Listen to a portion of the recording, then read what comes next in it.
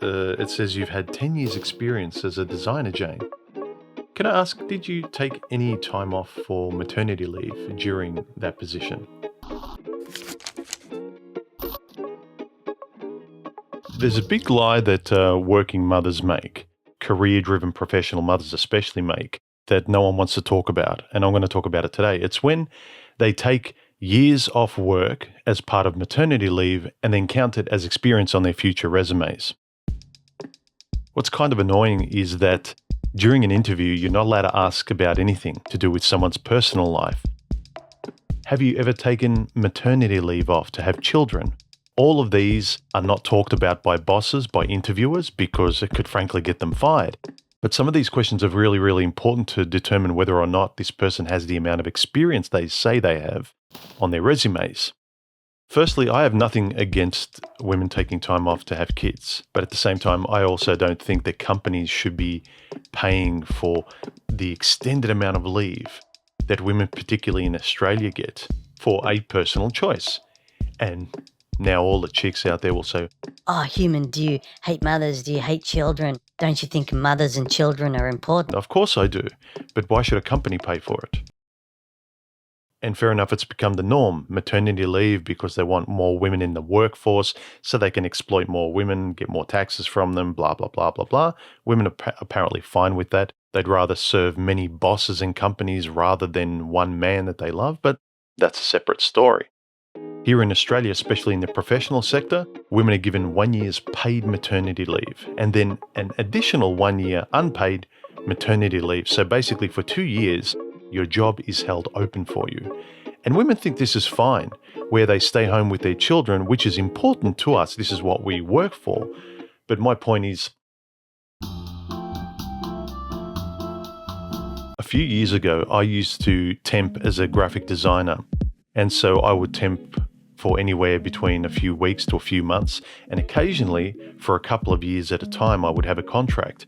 And every single time, I contracted for 1 to 2 years, it was always to replace a woman who was on maternity leave. And basically they would train me up again, a new employee.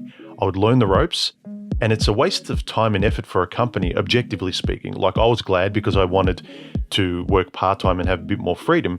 But objectively speaking, from a company's point of view, it really debilitates a company to keep chopping and changing, training someone new like me. I fit in, and then you get rid of me, right? Sometimes they accommodate me, they make a position because they find I'm a good fit, or it's too hard for the transition to get the working mum back. And a lot of times the working mothers, they don't come back, which is understandable. They stay with their children for 1 year, 2 years, and they don't want to stop being a mother and staying at home. I get it, it's natural. But the elephant in the room, the lie that people don't want to talk about with working professional mothers, women who take off time for maternity leave, because you're not allowed to ask, did you take time off to have children? It's considered inappropriate and it's part of your personal life, and apparently you can't ask that question as an interviewer, but you should be able to because it factors into how much actual experience they've had.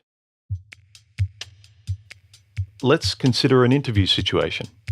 Okay, so here it says you've had 10 years experience as a designer, Jane. Yes, I have. I've worked for Acme Corp for 10 years. Wow, that's impressive, 10 years. Can I ask, did you take any time off for maternity leave during that position? What does that have to do with anything? That's so inappropriate and offensive to even ask me about my private life. What has that got to do with anything about my professional experience? If you must know, I have 4 wonderful children. So yes, I have taken time off to raise my 4 beautiful children. I can't believe you asked me that. Look, sorry, I didn't mean to offend you. So did you take off the full 2 years for each child? Yes, I did. What's your point? So you don't have 10 years experience, you have 2 years experience at that position. This is my point. Women take years off for each child, and then when they go into the next interview, they say, I've had 5 or 10 years experience working as a blah, blah, blah, when in fact you haven't. And another thing, it doesn't do women any favors by conveniently hiding this stuff, by faking it until you're making it. Lying by any means to get the job, progress through because everyone does it, and poor women, and it's the easy path forward. Because what happens time and time again is all employers see is that Joe here, who's got 5 years experience, and Jane here, who's got 5 years experience, over and over again, every woman I hire with exactly the same credentials on paper, women are worse. Lying about the actual experience you've had, the amount of actual years you've been on the job, doesn't do women any favors. Like the performance, the experience that they have on the job, bosses see it. They can see how good a man is compared to a woman. And women further lying about having 10 years experience on the job, and after having 4 kids, they really only had 2 years experience on the job. It really, really doesn't do them any favors. They think short term, I can lie and I can get mine, but over the long term, women are just going to be second-rate employees into the future. You're just going to have this flood of women who scam and lie their way through, who don't need men, but over time, women's lives are just going to get more and more difficult and harder and frustrating, and they're going to have to lie more to keep the charade going, lying to keep many men and companies happy so they can earn their own money rather than accommodating one man honestly. You rightly should want to spend more time with your kids.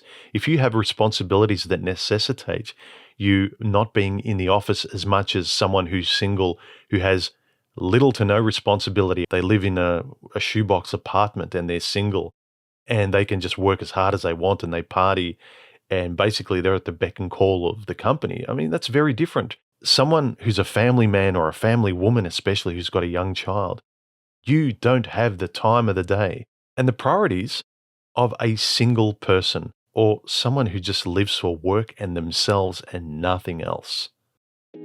I'm not surprised that just guys find women less and less attractive. And you got all these career women today that'll say, "We don't care. We don't need men. We don't need you to find us attractive. We love ourselves." okay, love yourself. Love yourself.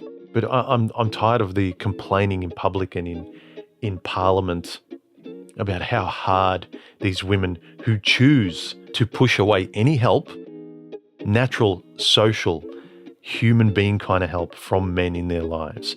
No, they want to be these lone wolves without realistically knowing and appreciating what a lone wolf lifestyle is. What independence, what true independence means. When you boil everything down, independence means you're alone. You do everything on your own. You're more and more and more isolated. But women have this romantic fantasy that they'll have this big, happy family, but you don't have to spend as much time in each other's lives. But it magically happens, just like a Hollywood movie. But anyway, so much of the BS discrimination that women feel, guys don't. If it's an honest question, it's an honest question. You don't have to divulge personal information, but did I take time off for maternity leave? Yes, no, thank you, that's it. Because if it's part of your contract where it's stipulated in writing that you can take it off, I as an employee should be able to ask, did you actually take that? I don't care what you did. I don't want to know about your personal life. Don't even show me a picture of your kid. I just want to know if you took that time off that you were allowed to take. Anyway, let me know your thoughts in the comment section. I think this is a very important lie we have to keep accommodating with women. And it spills out into everything, like the amount of lies we have to keep telling to keep women happy in our romantic lives, in professional working environments now. It's like no wonder we can't trust women because we have to knowingly lie to them. And if you have to keep lying to a child, you can't trust a child. You'd rather trust an adult. Let me know your thoughts in the comment section. I'll talk to you later. Bye.